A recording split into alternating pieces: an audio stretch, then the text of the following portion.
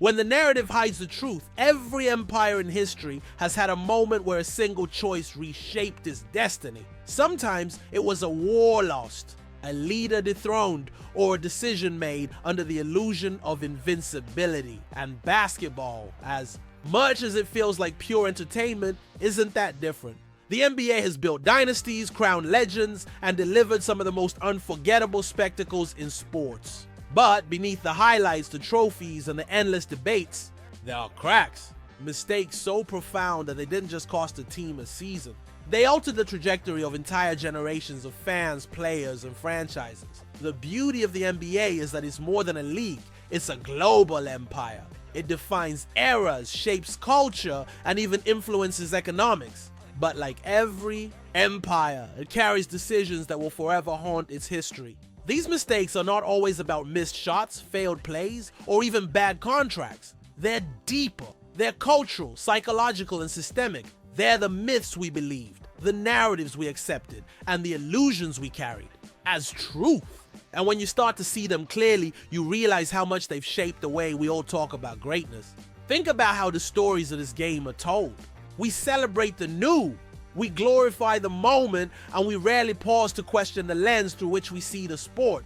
The truth is, much of what we consider the NBA story has been carefully framed by media, by markets, by the business of basketball itself. And just like any empire, when the story becomes more important than the reality, mistakes are not just made, they're immortalized. So what exactly is the greatest mistake of an entire generation?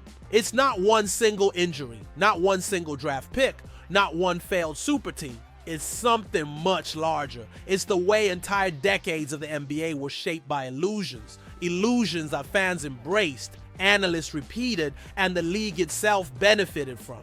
And if we're being honest, maybe we've all been part of the mistake. Because here's the question we have to ask ourselves. Have we been living through one of the greatest eras of basketball? Or have we been believing in a distorted version of history all along?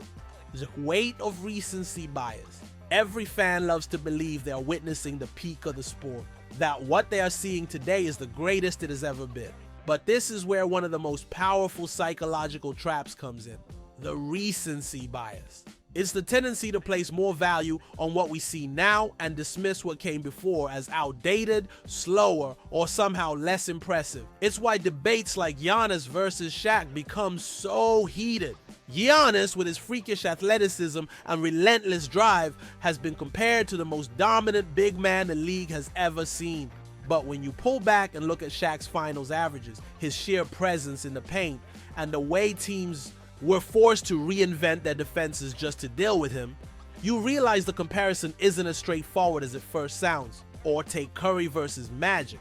Steph is the greatest shooter in basketball history, a revolutionary force who stretched the floor in ways that changed the geometry of the game.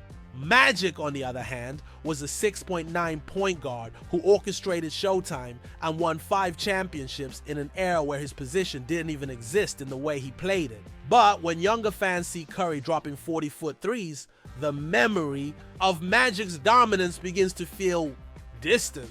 And this isn't just about barbershop debates. Recency bias bleeds into the voting process itself. MVPs and awards often go to the story of the season, the most exciting narrative of the moment, instead of the sustained greatness of a player who has been doing it year after year. It's a subtle manipulation, reinforced by media cycles and constant highlights. The painful part for fans is realizing that their understanding of greatness might not be entirely their own. It's influenced, it's filtered, and it means that entire generations risk undervaluing the legends who came before, simply because the noise of the present feels louder than the echoes of history. The draft is psychological Russian roulette. If the recency bias shapes how we talk about greatness, the NBA draft shapes how franchises gamble on it. For teams, the draft is a psychological roulette wheel. Every spin a chance to change their destiny forever.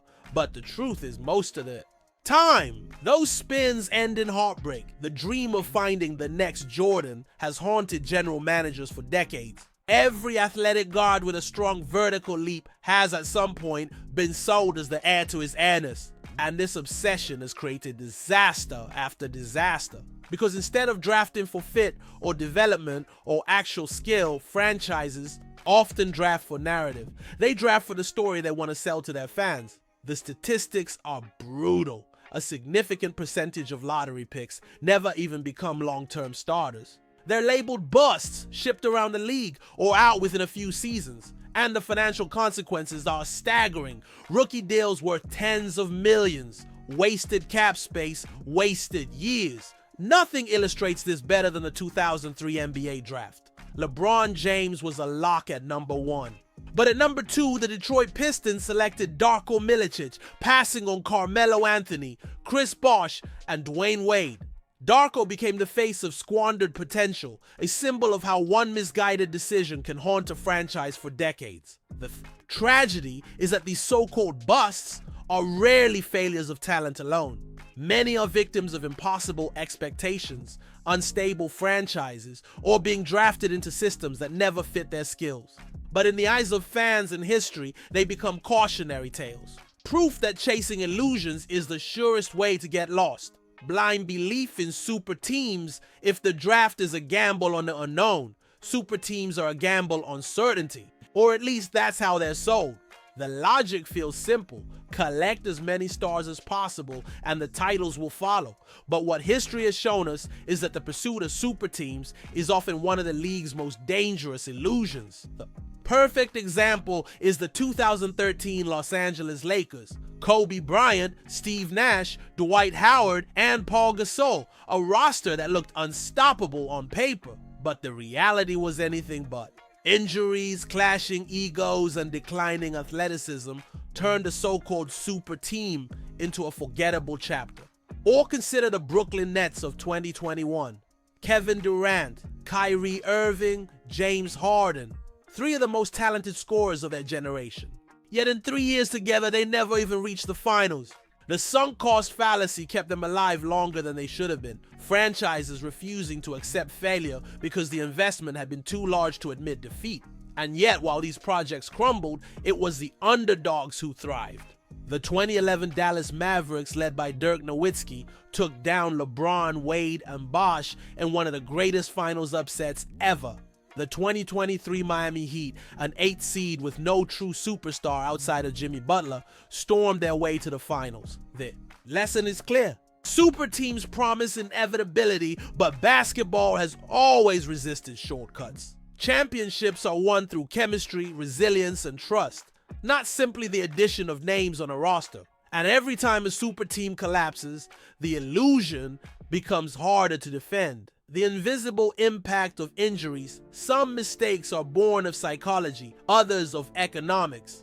But perhaps the cruelest of all come from the human body itself.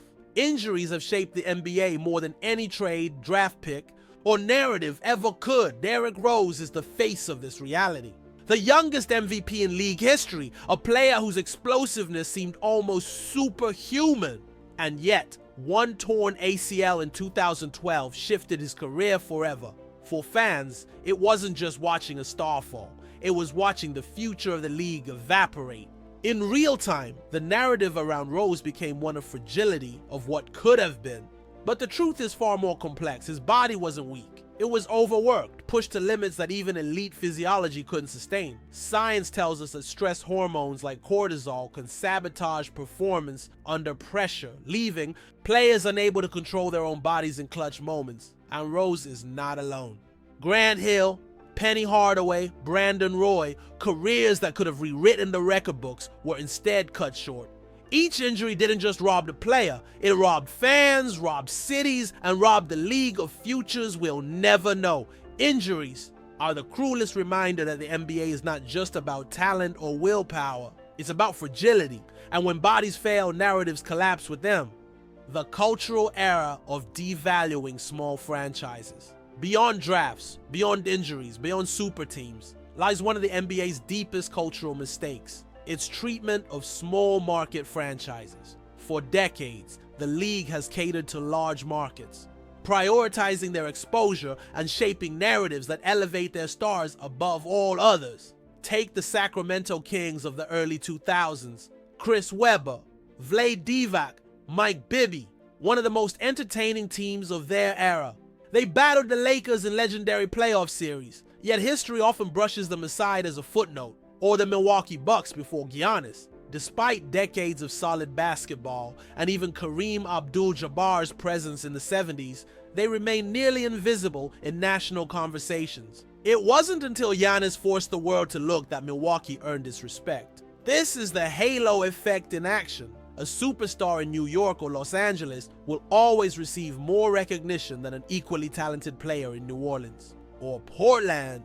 It's an injustice baked into the league's culture, creating warped perceptions of greatness that last for decades. When the Bucks finally won the 2021 championship, it wasn't just a victory for Milwaukee. It was a rare defiance of the system, a reminder that greatness can emerge anywhere if only the league and the fans are willing to see it. The generation that believed in a collective illusion. So what is the NBA's greatest mistake of an entire generation? It isn't just the drafts that went wrong, the super teams that collapsed, or the legends we lost to injuries. It's the illusion we all bought into. The belief that the story being told was the whole truth. The failure to question the narratives, shaping the game we love. This generation of basketball may one day be remembered not only for its highlights and championships, but for the myths it embraced as reality. For the ways fans, media, and even the league itself allowed illusion to define legacies. And that leaves us with one haunting question.